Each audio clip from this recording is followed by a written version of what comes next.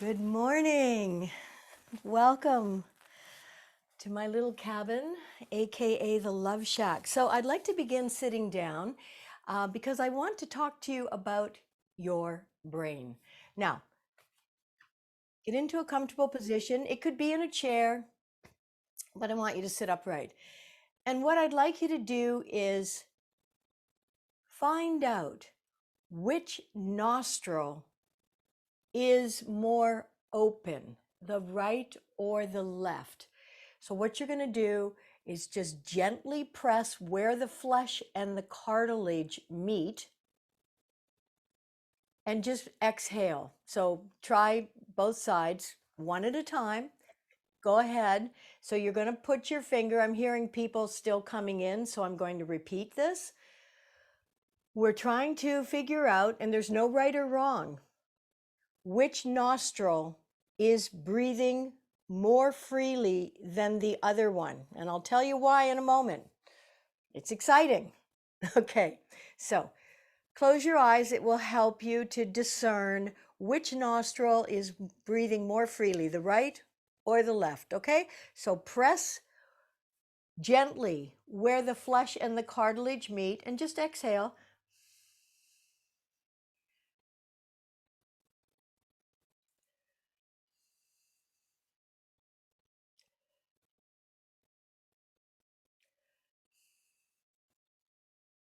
So I'm going back and forth just to make sure, but I know that my left nostril is breathing a little more freely than my right. Typically, throughout the day, one nostril will be freer in terms of the breath flowing than the other. And every once in a while, when it's switching from the left to the right, both will be the same. So you may be in that balanced state right now, but it's usually one or the other. Now, why does that matter? Well, many of you know that when we're breathing more freely, or at least I'm going to tell you this, what you will know is about your left hemisphere and the right hemisphere. So I'm going to use myself as an example. And I hear somebody checking in again. We're talking about which nostril is breathing more freely than the other. So I'm breathing more freely through my left nostril. Now, the left breathing controls the right side of my brain. And just to make sure I'm going to get this right, when I'm breathing more freely through the left nostril, it's controlling the right hemisphere of my brain. So it's the opposite. The right hemisphere of the brain, so this is the part that many of you will know, controls the more creative aspects. It likes new, it likes vibrancy. It's full of sensation. Whereas the left hemisphere of the brain, and I like to think of left as logical, but the left hemisphere of the brain takes all the information from the right side, all that creative sensation, newness, and it wants to organize it, and it wants to make a list, and it wants to compartmentalize it. That's the way the brain works. So that if you were breathing more freely on through the right nostril, that would mean that your left hemisphere, your logical, would be more active than the right side, the creative. Okay? So when we're breathing more freely, and if you haven't established this yet, try to just close your eyes. It's interesting to know this, and the yogis knew this thousands of years ago. I think the reason I'm telling you all of this is because yoga is not just about perfecting your downward facing dog or holding plank position or looking really swift in warrior. these things are good, but understanding how your brain works and knowing that some days you need to be more creative than logical, breathing exercises and techniques can take you and take your mind, your emotions into guided places as opposed to being a ship without a rudder.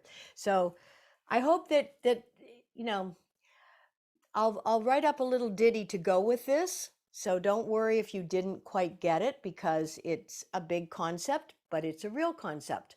That when you're breathing more freely through the right nostril, your left brain hemisphere is more engaged. That's logical. The logical side, the one that wants to organize, make lists. It's the one that wants to get even with people too. So I don't really want to go down that emotional path, but this is how our brain works. We like to keep score. She said that, I'm going to say this back. Breathing more freely from the right nostril where it's more open, and you can test it by just poking your finger on either side and figuring out which side's freer. Breathing more freely through the right takes you into the left side. Okay, but let's just practice for a moment and see if we can balance these hemispheres. And that is the purpose of Nadi Shodanan. So take your right hand, take your peace fingers, pull them into the center of your palm, okay? Some people like to put them on their third eye. If that's a practice that you know and you like, that's great. My practice is to take the two peace fingers, fold them into my palm, use my thumb to block my right nostril, and use my ring finger to block my left. You're only going to do one at a time, okay? So assume your hand position, assume a comfortable seated position. Please close your nose, and then we're gonna check this again. So remember which side was more dominant in terms of which nostril was more open, and let's see if this balances, changes it, or keeps the same. All right, but this is a technique that is purifying, harmonizing for the brain so that we can be balanced in our approach to life. Okay, all righty, sitting up tall, letting that which is touching the ground settle down. If you're sitting in a chair, your feet should be flat on the floor. If you're sitting cross-legged, try to get your shoulders open and over your hips, and have your head centered in the middle of your shoulders, aligned with your spine. And breathe just normally in and out. Another deep breath in, and breathe out. Now raise your right hand, block your right nostril, inhale through your left, block the left, exhale right, inhale right, block, exhale left, inhale left, block, exhale right, inhale right, block, exhale left, inhale left, block, exhale right, inhale right, block, exhale left, inhale left, block, exhale right, inhale right, block, exhale left, inhale left, block, exhale right, and lower your hand and just breathe normally.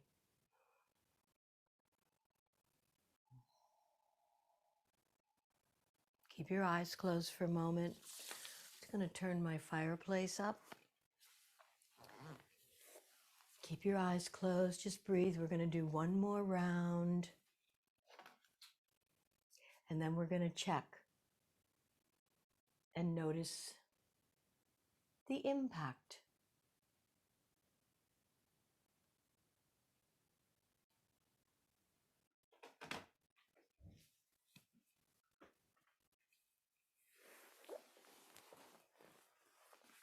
But perhaps you're already noticing a calming effect from this practice. So this is about harmonizing. Listening to classical Baroque music can have a very calming, harmonizing effect. So some students know that this is beneficial when they're studying for exams or just trying to calm themselves before they take that test. Prepare your hands again. Inhale and exhale. Lower your shoulders. Inhale. Let your belly be soft. Exhale. One more inhale. Exhale, raise your right hand and block your right nostril. Inhale through the left. Block the left. Exhale right. Inhale right. Block. Exhale left. Inhale left. Block. Exhale left. Pardon me, right. Inhale right. Block. Exhale left. In left. Block. Out right. In right. Block. Out left.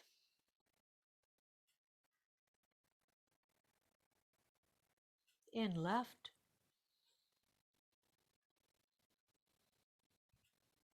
Block. Out right.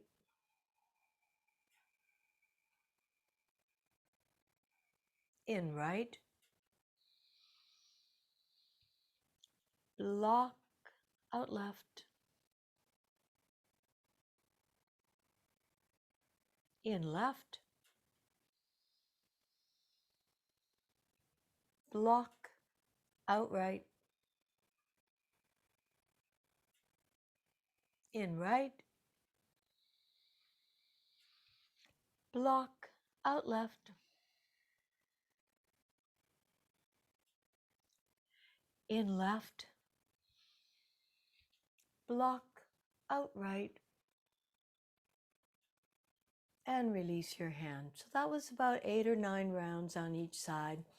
I like the number 8 for many things. 8 represents infinity. And just breathe normally. And then we're going to check again to see which nostril is more dominant.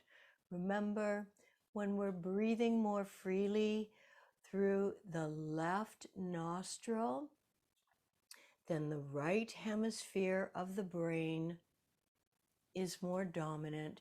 It is our creative side. It connects with sensations, vibrancy. So when I'm walking the beach here at my cabin, I'm obviously taking in sensations, the newness. Even though it's the same beach, it can feel different. The weather, the sky, the wind, the waves. But if you're breathing more freely through the right nostril, then the left hemisphere of the brain is more active, and it is the logical, the list-making side, the organizing, getting your act together side of your brain. Okay, so let's just test again for those of you who knew which side you were breathing more freely on. I know I was more free on the left side. So that meant that my creative side, I was creating the class, thinking about how to make this interesting for us. So just check in. So just block one side. You can use your pointer finger just to block gently between the flesh and the cartilage.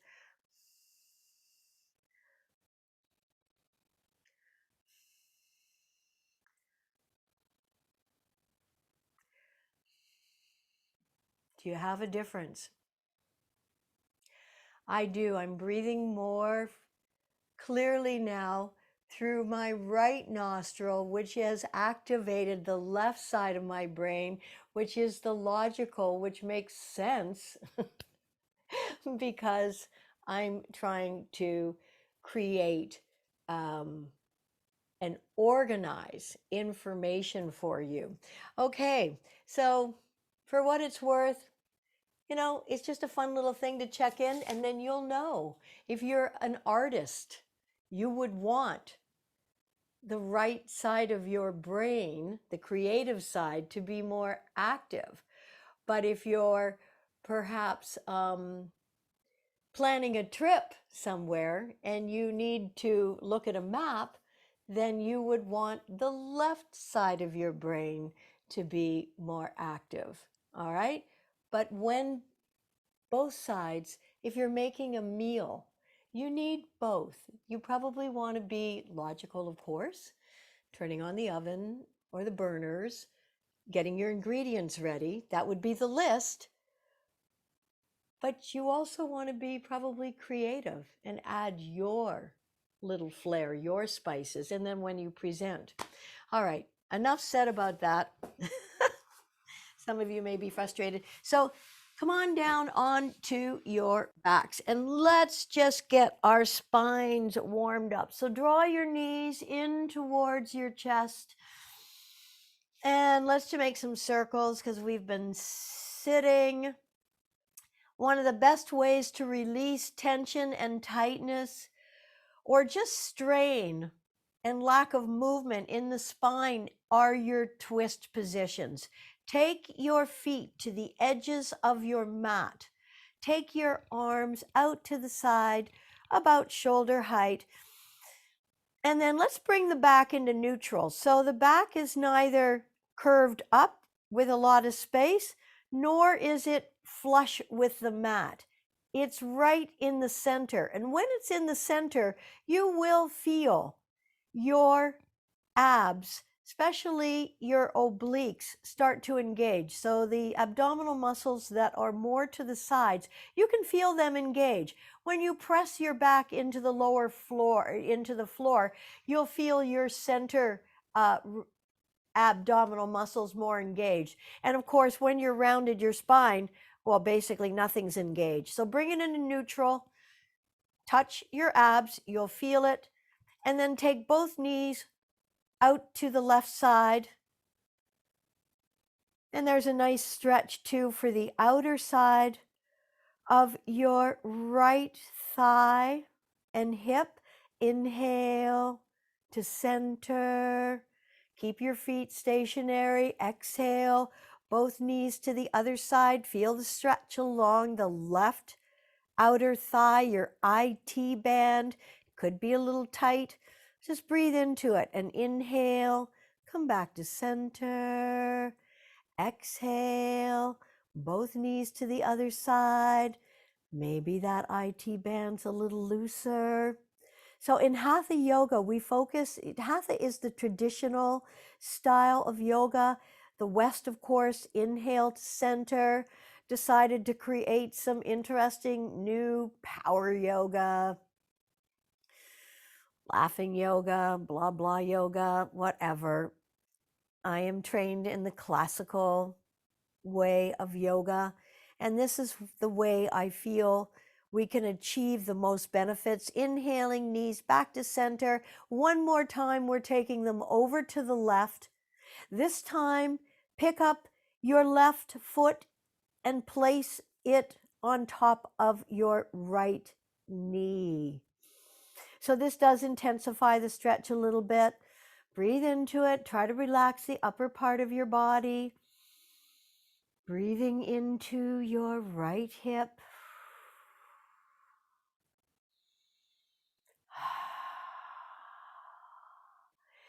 And remove that foot. Now just carefully and slowly come back to center after an intense stretch. We don't want to snap back.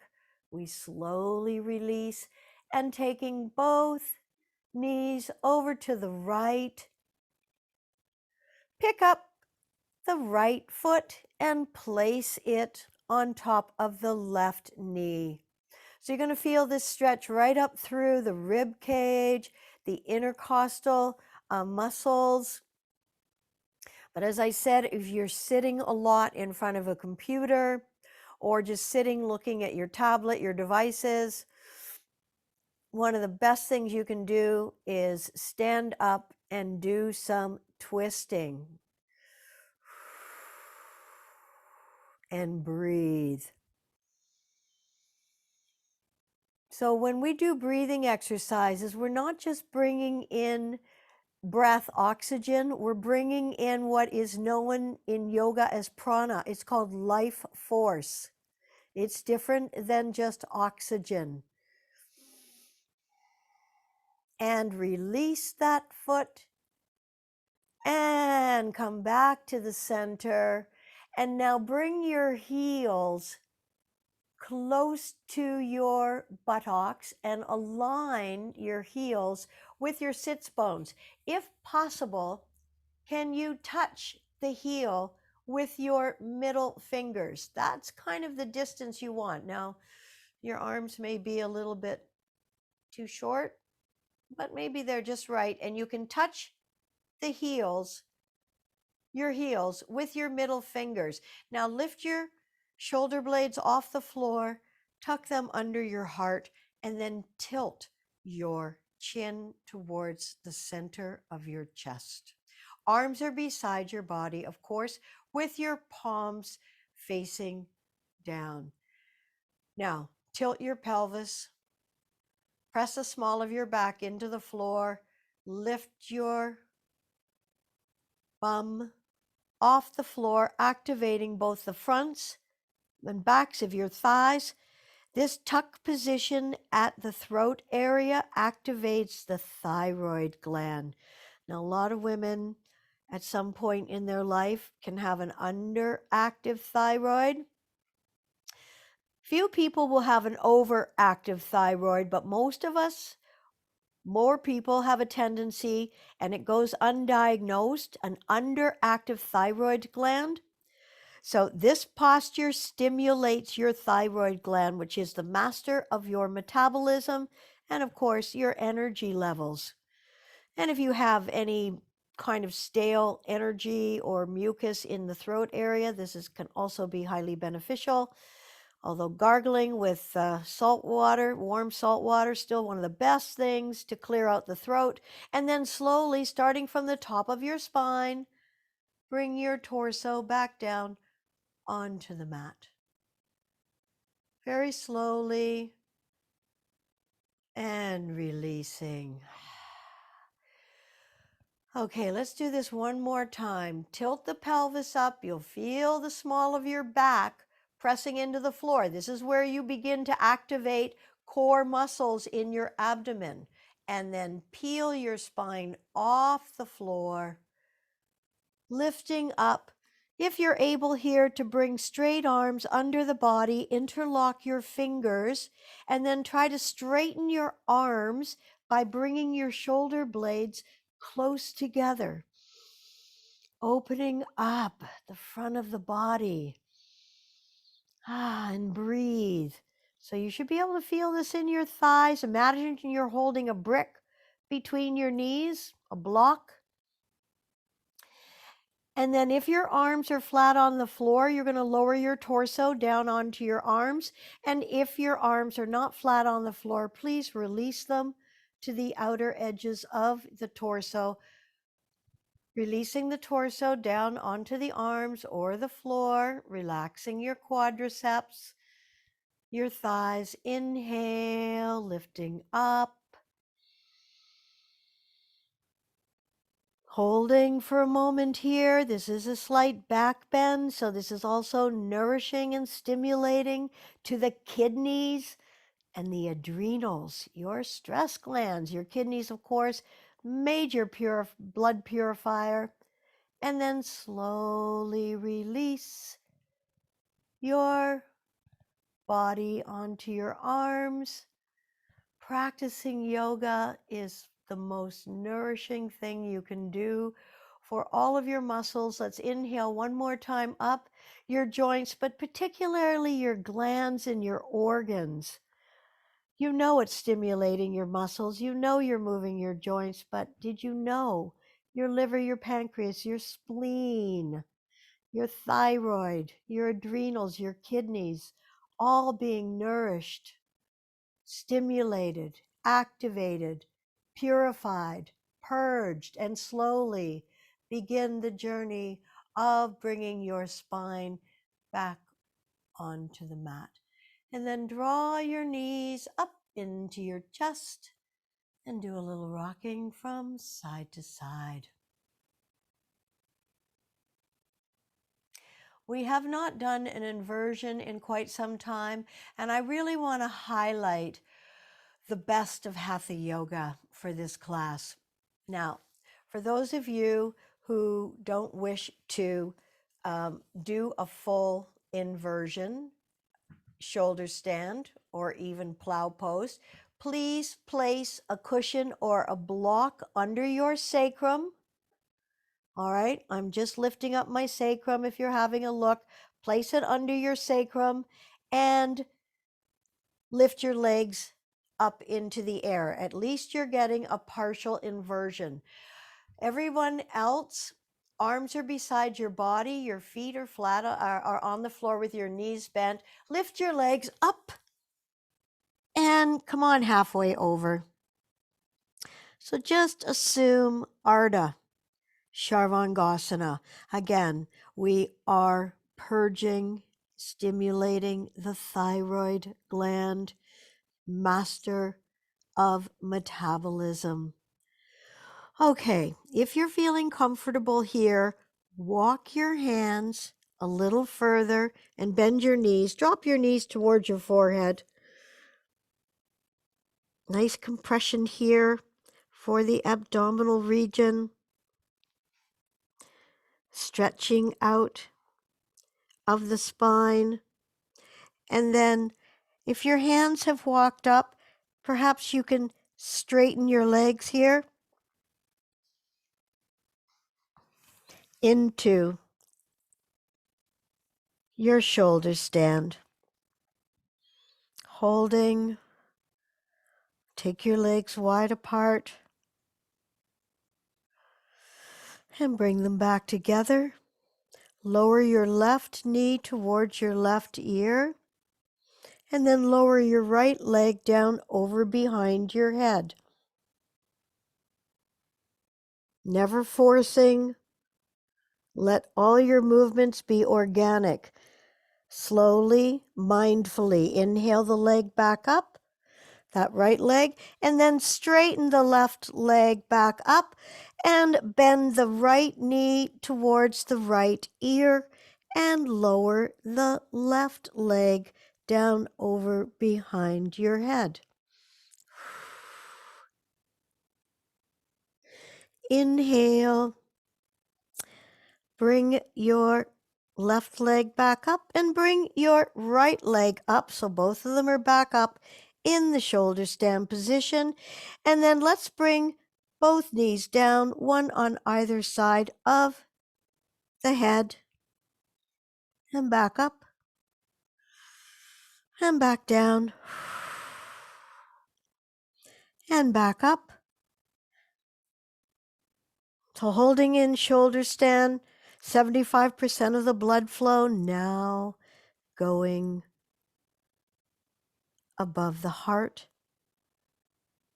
into the throat, neck, head region, bathing all these important endocrine glands, your pituitary, your pineal, your hypothalamus, thyroid, parathyroids, all being nourished. And then lower the legs down over behind your head. Bring your hands to the floor and slowly releasing your body all the way back down. Now gently roll your head to one side, slowly back to the center, over to the other side. Take your feet wide apart to the edges of your mat. Arms are beside your body. We're going to come into fish pose, Matsyendrasana. And with your palms facing down, lift your upper body off the floor, come up onto your elbows, and then tilt your head back. And let the crown of your head rest on the floor, most of the weight staying in the lower part of your body and on your elbows. Opening up the throat, again, nourishing thyroid, parathyroids.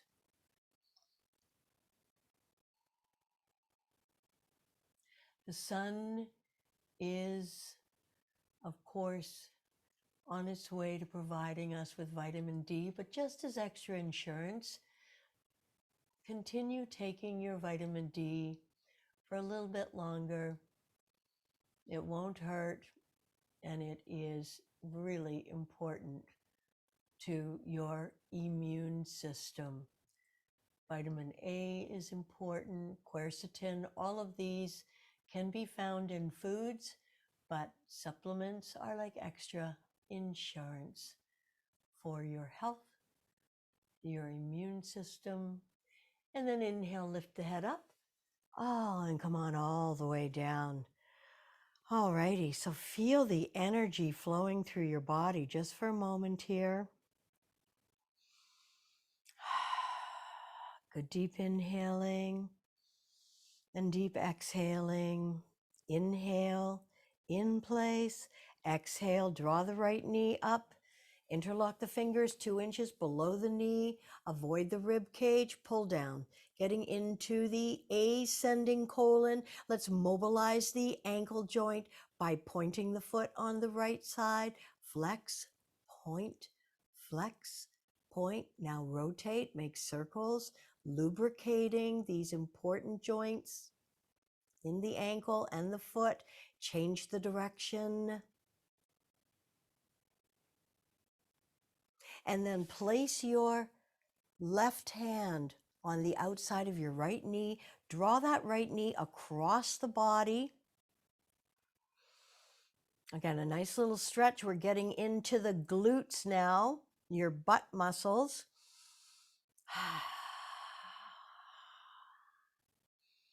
And of course, if you're not feeling anything, you can draw the knee a little higher up towards the shoulder.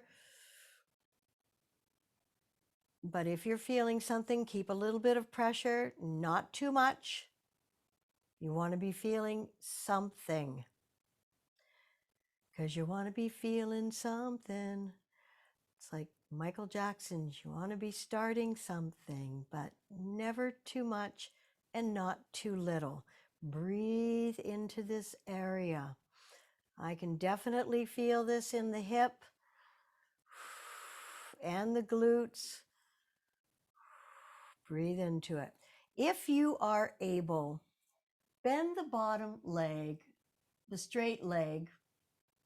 It's bent now. Try to take hold of it with the other hand. If you're not able, don't give it a second thought. But if you are able to, we're working to have both knees and both shoulders on the floor, just working towards it. We're not probably there, or maybe we are. But now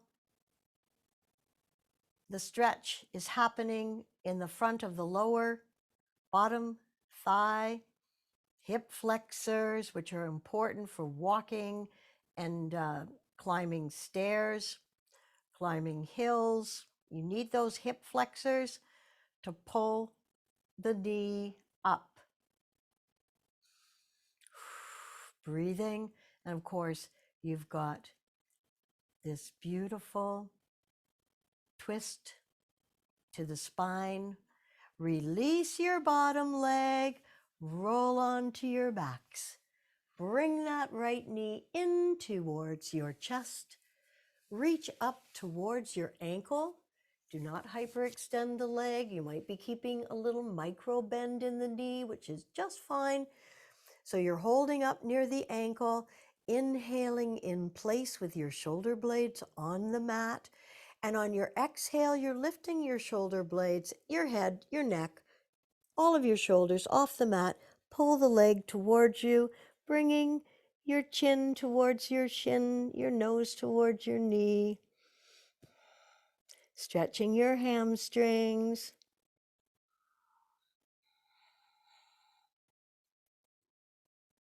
And then lower the upper part of your body back down. Release your hands to your side. Lengthen your leg by lifting it out of your hip and slowly lower that leg. So you're using your muscles, thigh, hip flexors, and lower abs as you lower the leg down. You can let gravity do it. You don't get any benefits. Okay, let's try the other side.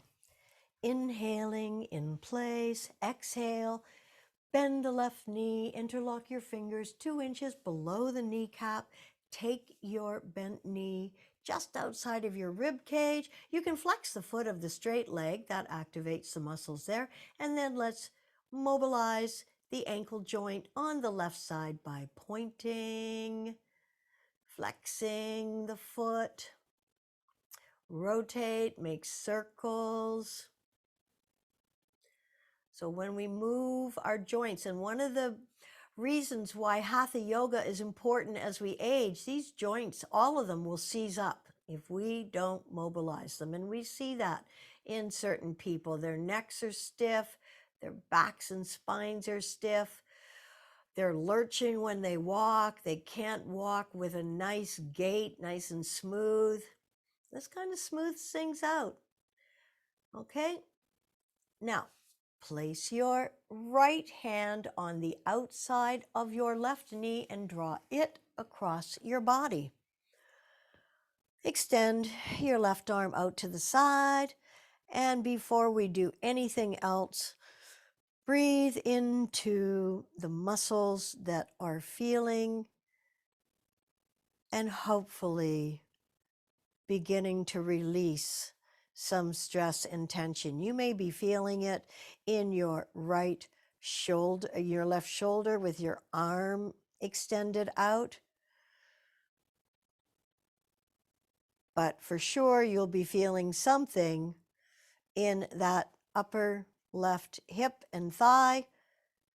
Although if you can take a little more, as I said, draw the knee up a little closer to the shoulder. But at this rate, at this point, your thigh should be pretty much perpendicular to your torso. Breathe. Notice if it's starting to release even a little bit. So the longer we hold, the more yin we practice yoga, the more you are able to release. If you practice a yang style of yoga, very quick flow, vinyasa, yes, it works the muscles. Yes, it works the joints. Yes, it works the heart. But to really do the deep work, you've got to stay with it. You've got to hold it.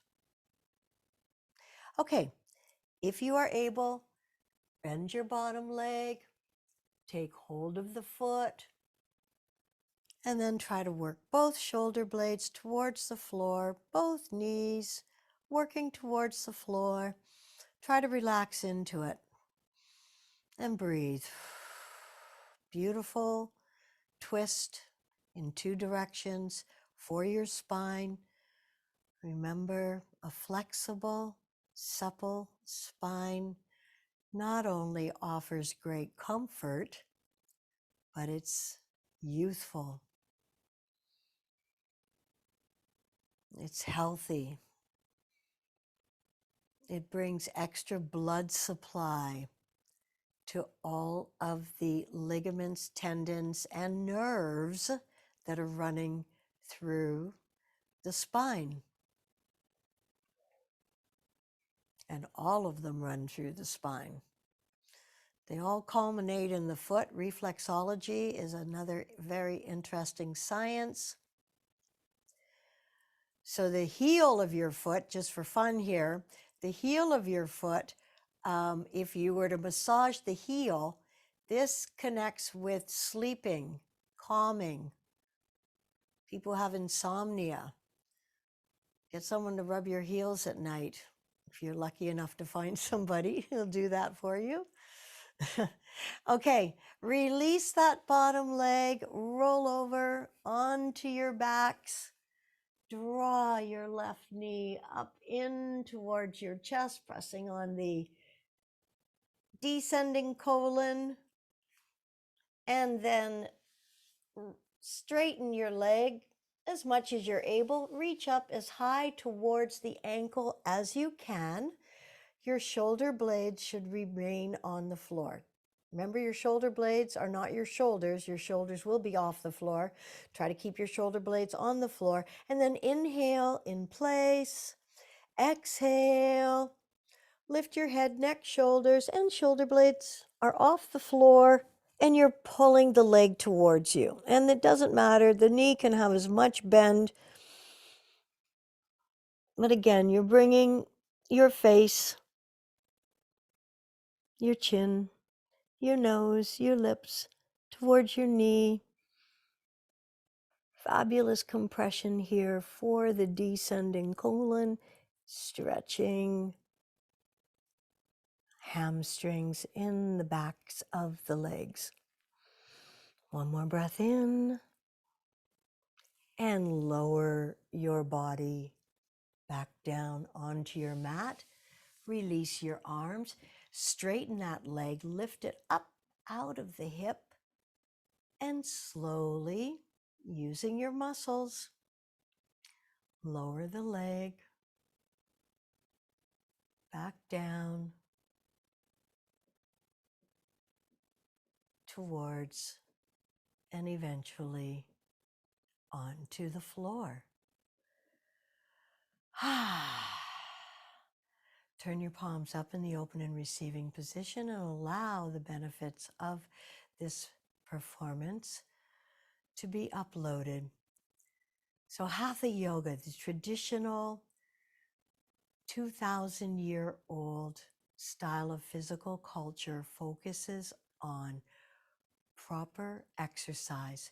Without a healthy body, you cannot have a balanced mind. Proper breathing is step number 2. The breath, breathing consciously with awareness, can also control and help balance the mind. And proper relaxation, this is step number 3. These are the proper exercise, proper breathing, proper relaxation helps the body restore from whatever efforts we're making, whether it's gardening, housework, whatever you're doing. It is important that you take time to relax. Okay, let's move into Navasana, boat pose. So you can either place your hands underneath the backs of your thighs and rock up, or you can roll over onto your side and use your top arm to press yourself up into a seated position. Okay, so strengthening the core is really important, and this is just still one of the best core exercises. I expect you're getting much better at this because we have practiced it quite a bit, but it's just a dandy. Alrighty.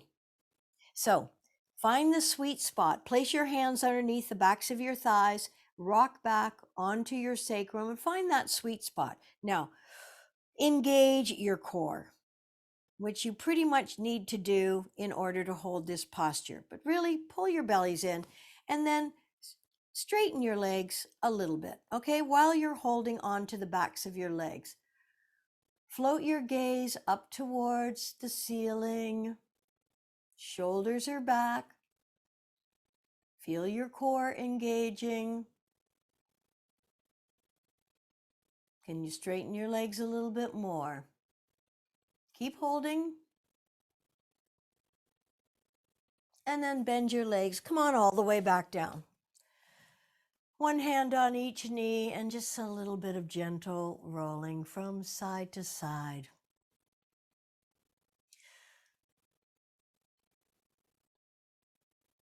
Okay, come on up one more time, either with your hands behind the backs of your knees or rolling over onto your side using your top arm to press yourself up. Okay, shoulders back, chest lifted. Give your head a little shake so there's no tension in your neck. And then come on back and find that sweet spot. Shoulders are back. Lengthen your legs. Bring them back into that bent position.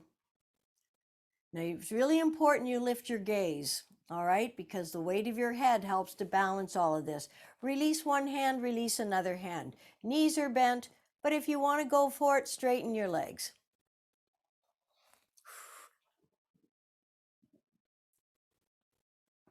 You can keep your knees bent, or you can try and straighten. Okay, come on all the way down. Great. I know how hard this is. We'll release the lower back. We're not going to do this anymore today. Okay, let's try our happy baby pose. This is such a brilliant, useful posture.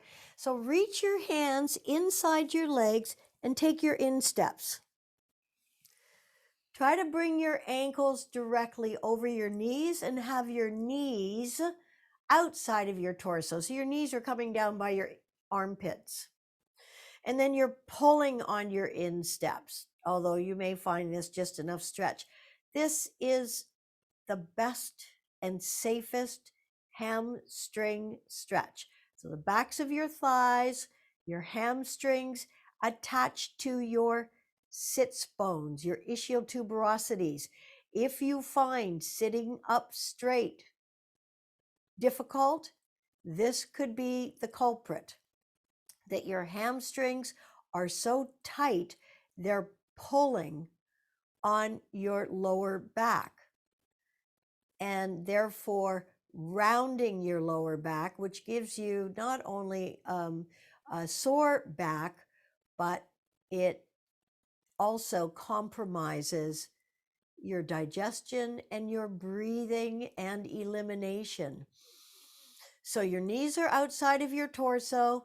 We're going to release the left leg.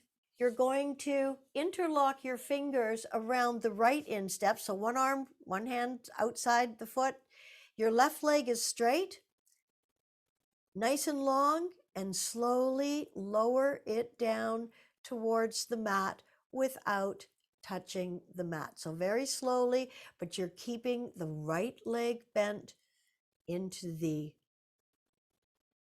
right, the ascending colon.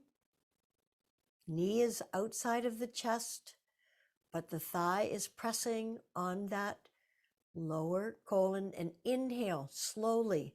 Bring your left leg up slowly. Yes. And let's change. Bend the left. Take your hands. Interlock your fingers if you can around the left instep. Straighten the right leg. You're pulling down on the left. You're lengthening through the right and slowly lowering the leg down towards the mat without touching.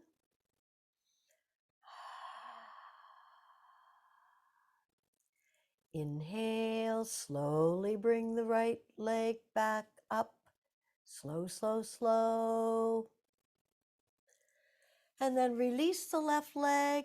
Bring the hands to the floor. If you can, slowly lower both legs down to the floor. And of course, this definitely works your core, your abdominal muscles. The slower you go, the more you work them. So this activates also the lower back. If you have back issues, of course, bend your legs and just place them back on the floor. But otherwise, let's work the abdominal muscles, the thighs, all the way down. Great. Bend your legs, roll over onto your side. Use your top arm to press yourself up. Come on over onto all fours. Curl your toes under, lift your hips up. Now, keep a micro bend in your knees. And in downward facing dog, when you keep a micro bend in your knees, you can lengthen your spine. You can press your sits bones. Whereas if you try to straighten your legs, and just show yourself this, if you straighten your legs, for some reason your spine starts to round a bit. So micro bend your knees, press your sits bones towards the back wall, and let your head float between your arms.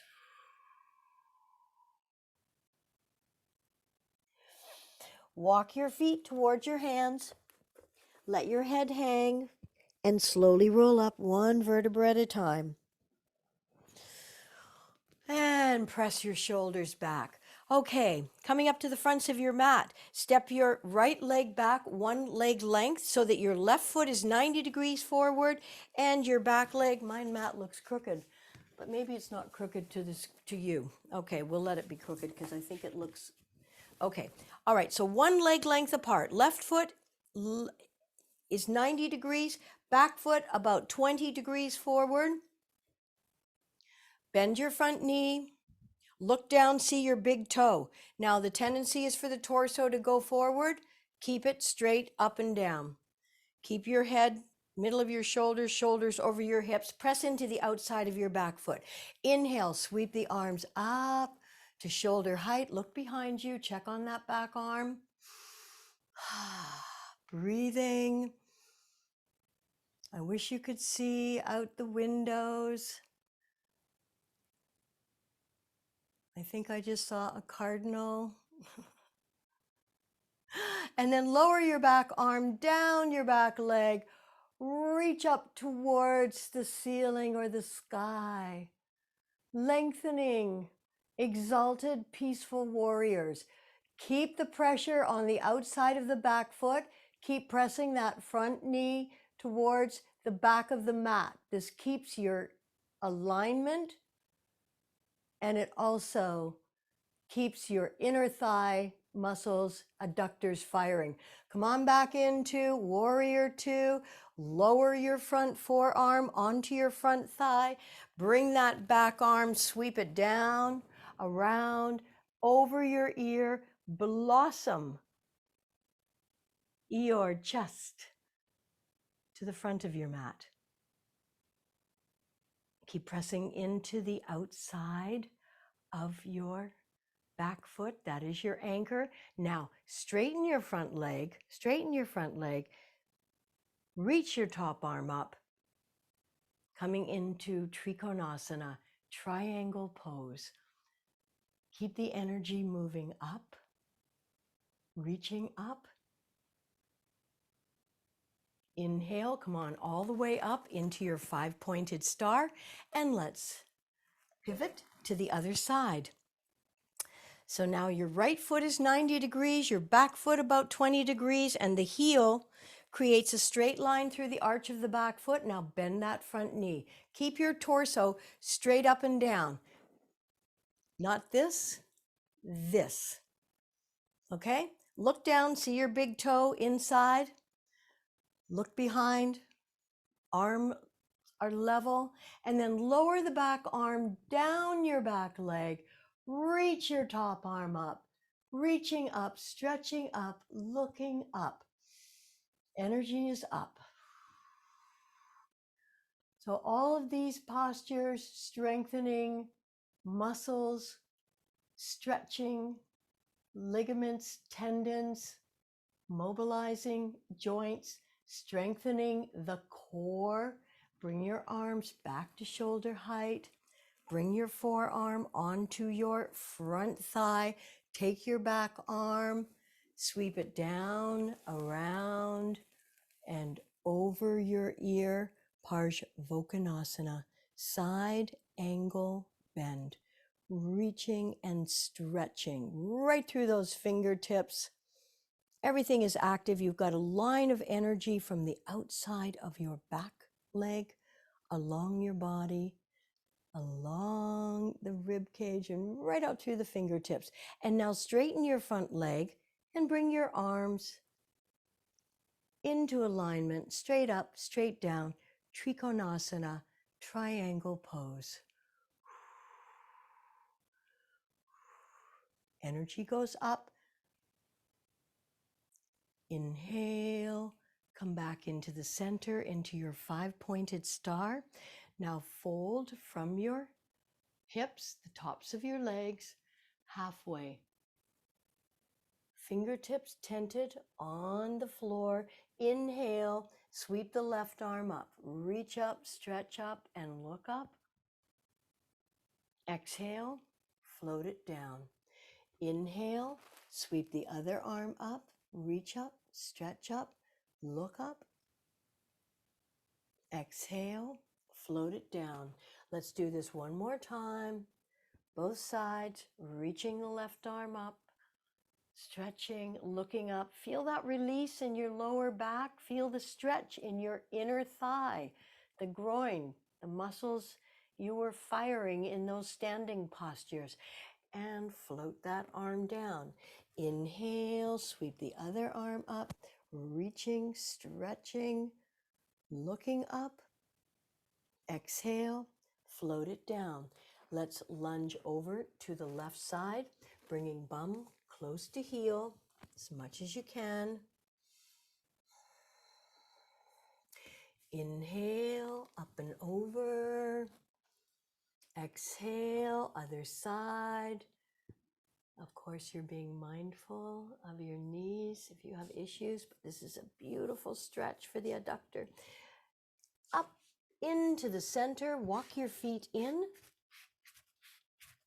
and bring your body down onto your mat, flat out, and relaxing for Shavasana. Remember, this is an extremely important posture. This is the one that takes all the benefits of what you have just done and integrates them into your body and your mind. So while you're getting into Shavasana, making sure you're warm, so put a top on if you need to, or socks. You're worth it. Excuse me. Make any adjustments you need. Close your eyes. Separate the biting surfaces of the teeth. Turn the palms up in the open and receiving position, and allow your body to be soft and heavy.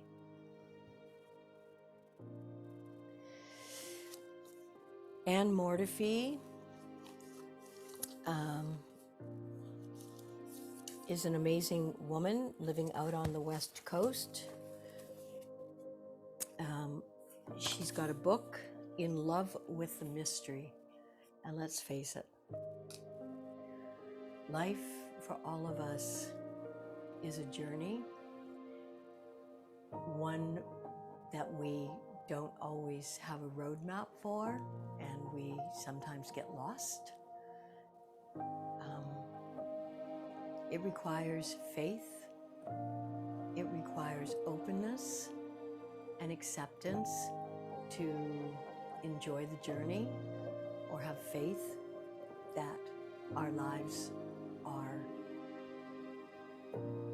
worthwhile. And this little passage that I want to read to you from this book called In Love with the Mystery by Anne Mortifee, The Fire of Truth. And I read this to you because, as I alluded to at the beginning of the class, yoga is beautiful for the body, but we don't become enlightened by perfecting the body. We become more peaceful, accepting, and engaged and excited by life when we are more connected to the depth of our beingness. It's difficult to put into words in a short period of time, but I hope you get an idea. So the fire of truth. The journey toward self-realization is not always comfortable. The more knowledge we possess, the more we are held accountable. Take that, all you government people. The nearer the light, the sharper and more pronounced the shadow. Self-realization involves a burning away of all those beliefs, behaviors, and reactions that are not aligned with the higher good. The closer we draw to the fire of truth, the hotter the flame becomes. Use this added heat and clarity to quicken your own becoming. And this idea of becoming is a choice. We can resist it, or we can trust it. There's no on-off switch. It's an organic process, and we're all capable. And by continuing your practice, your study, your openness, and your willingness to just show up in life without making decisions about right, wrong, good, and bad, finding your center, staying as close as you can to your heart, breathing in what is good and letting go of what you find unpleasant will help bring you to a place of self-realization, joy, and peace. Thank you, and namaste.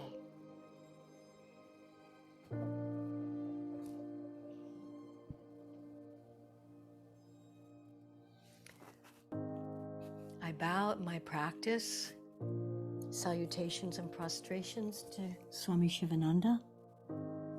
Salutations and prostrations to all lamas, swamis, teachers. I bow to my own teacher, Aksamonama, and I bow to my inner guru, dispeller of darkness into light.